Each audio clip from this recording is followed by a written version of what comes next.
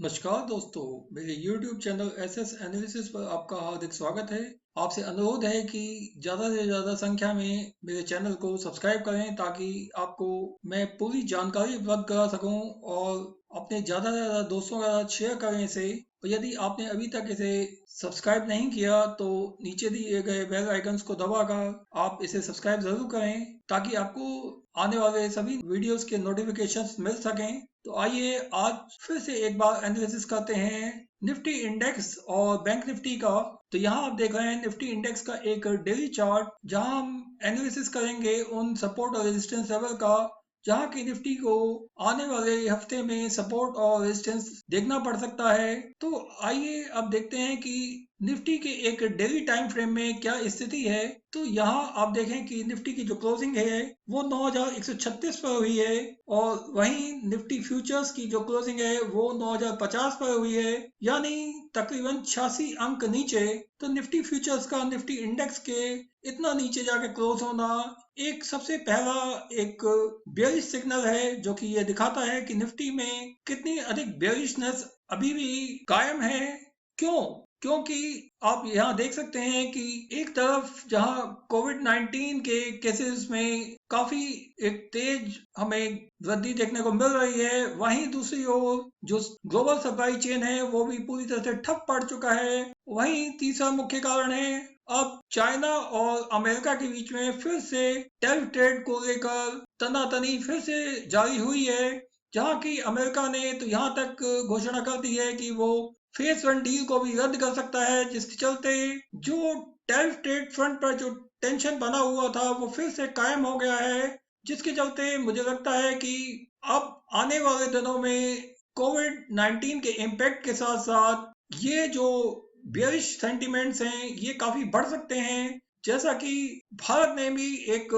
काफी बड़ा stimulus package announce किया। आप यहाँ देख सकते हैं कि जब ये पैकेज अनाउंस हुआ था भारतीय अर्थव्यवस्था को सहारा देने के लिए, तब से लेकर हम निफ्टी में लगातार एक बेयरिश प्रेशर देख रहे हैं, जहाँ की निफ्टी में हमने देखा कि एक गैप अप ओपनिंग तो हुई थी जहाँ निफ्टी ने 9608 के स्तर को छुआ था 13 मई को। तो 13 मई को हमने निफ्टी को इन स्तरों पर खुलने के बाद यहाँ निफ्टी में ये सेल ऑफ जारी रहा, जहाँ की अगले दिन जब ये कहकर बात समाप्त हुई थी कि इस पैकेज की जो विस्तार पूर्वक जानकारी है वो आने वाले दिनों में दी जाएगी, जिसके चलते यहाँ हमने देखा कि पिछले 2-3 दिन से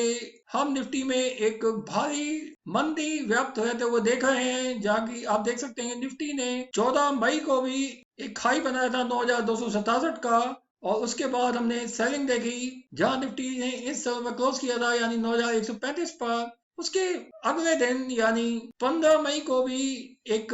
फिर से कोशिश हुई, निफ्टी में एक अपवर्ड मूव फॉर्म हुआ, परंतु यहाँ से फिर से ये सेलिंग कायम हुई और यहाँ निफ्टी ने इन लेवल से यानी जो न्यूनतम स्तर था निफ्टी का 9050 का, वहां से निफ्टी ने एक सपोर्ट तो ले ली क्योंकि ये एक काफी अच्छा सपोर्टिंग लेवल है 9050 का, जहां से निफ्टी में हमने बाइंग देखी। कुछ रिवर्सल हुआ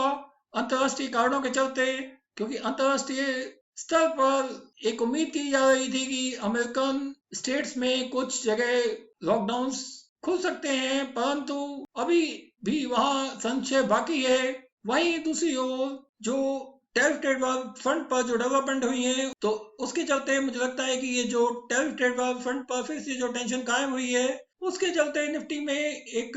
गैप डाउन ओपनिंग यहाँ देखी जा सकती है, क्योंकि निफ्टी के जो फ्यूचर्स की क्लोजिंग है निफ्टी इंडेक्स के काफी नीचे है, क्योंकि निफ्टी इंडेक्स जो 9136 पर क्लोज हुआ है वहीं निफ्टी फ्यूचर्स 9050 पर क्लोज हुए हैं, यानी 86 अंक नीचे है निफ्टी फ्यूचर्स। तो यहाँ आप देख रहे हैं कि जो करंट स्थिति है निफ्टी इंडेक्स की, तो यहाँ आप देख रहे हैं जो निफ्टी इंडेक्स का जो एम रेजिस्टेंस लेवल है वो 9592 का है, जहां से हमने 13 मई को सेलिंग होते हुए देखी थी और यहाँ एक गैप डाउन क्रिएट हुआ 14 मई को। उसके बाद निफ्टी लगातार प्रेशर में रहा, निफ्टी ने 9050 से एक रिकवरी तो दिखाई, परंतु ये जो अभी क्लोजिंग हुई है ये भी काफी वीक स्थिति में मैं कहूंगा। यहाँ आप देख रहे हैं कि ये एक अहम सपोर्टिंग लेवल है 9143 का, तो यहाँ निफ्टी की जो क्लोजिंग है वो अभी 9136 पर है, यानी इस अहम सपोर्टिंग लेवल के नीचे। तो मेरा मानना है कि यदि सोमवार को यानी 18 मई को निफ्टी की ओपनिंग इचिमोको क्लाउड के इस निचले स्तर के बाहर हुई, यानी 8933 के नीचे यदि हमने निफ्टी इंडेक्स को जाते हुए देखा, और यदि निफ्टी ने आने वाले हफ्ते में एक डेली टाइम फ्रेम में इचिमोको क्लाउड के नीचे एक कदम रखा, तो यहाँ निफ्टी में एक तेज गिरावट हमें देखने को मिलेगी। जहाँ की मेरा मानना है कि जो अगला अहम सपोर्ट लेवल है वो निफ्टी के लिए 8555 का है, जहाँ की हम निफ्टी में कुछ बाउंस बैक की उम्मीद कर सकते हैं, क्योंकि इस तरह पर पुट्स में ओपन इंटरेस्ट में काफी बिल्डअप देखा जा रहा है 8550 के स्तर पर, जहाँ से निफ्टी को एक सहारा मिल सकता है। यहाँ से हम एक बाउंस बैक की उम्मीद कर सकते हैं, परंतु उस स्थिति में फिर से निफ्टी को इचिमोको क्लाउड के अंदर एंटर करने के लिए काफी स्ट्रगल करनी पड़ सकती है, यानी 8933 के ऊपर एक सस्टेनेबल मूव लेना पड़ सकता है। क्यों? क्योंकि अभी स्थितियां इतनी असामान्य हो चुकी हैं, वॉलेटिलिटी ग्लोबल मार्केट्स में इतनी अधिक हो चुकी है, क्योंकि जो अंतर्राष्ट्रीय परिस्थितियां हैं वो अभी काफी नाजुक स्थिति में है, जहां की कुछ भी डेवलपमेंट या कोई भी पॉजिटिव न्यूज फ्लो या कोई नेगेटिव न्यूज फ्लो एक बड़ा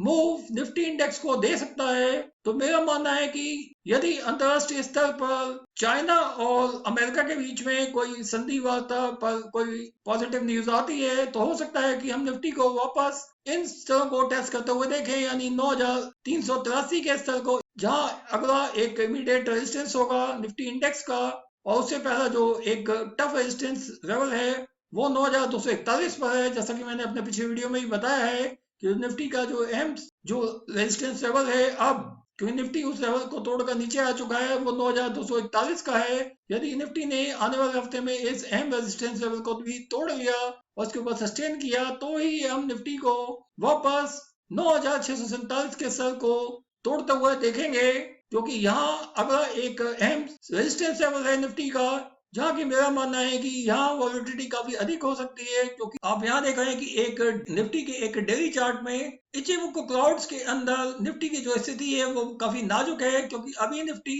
इचिमोको क्लाउड के लोअर एंड के काफी करीब है, जहाँ की मेरा मानना है कि यदि निफ्टी इंडेक्स ने इचिमोको क्लाउड के निचले स्तर को छूकर यहाँ से अगर एक वापसी ले ली तो ठीक, अदरवाइज मेरा मानना है कि इचिमोको क्लाउड के बाहर निकाला गया एक कदम निफ्टी इंडेक्स को 8555 के स्तर तक नीचे धकेल सकता है, जहाँ की हम पहली इमीडिएट सपोर्ट निफ्टी इंडेक्स को मिलते हुए देखेंगे। तो दोस्तों अभी यहाँ वॉलेटिलिटी काफी अधिक रहने वाली है, तो मेरा मानना है कि यदि निफ्टी इंडेक्स ने जो उससे अगला सपोर्ट है वो 8461 का है, यदि निफ्टी इंडेक्स ने इस सपोर्ट को भी तोड़ दिया आने वाले हफ्ते में, तो निफ्टी इंडेक्स में एक भारी गिरावट निफ्टी इंडेक्स को काफी नीचे तक धकेल सकती है, क्योंकि जब बेयरिश सेंटीमेंट्स कायम होते हैं तो हमेशा जो मूव है वो वन साइडेड हो जाता है। आइए अब चलते हैं बैंक निफ्टी इंडेक्स की तरफ। तो यहाँ मेरा मानना है कि आप देख रहे हैं ये वही एक डेली चार्ट है बैंक निफ्टी का, जिसमें मैंने अपना पिछला एनालिसिस दिया था। यहाँ मेरा मानना है कि बैंक निफ्टी में भी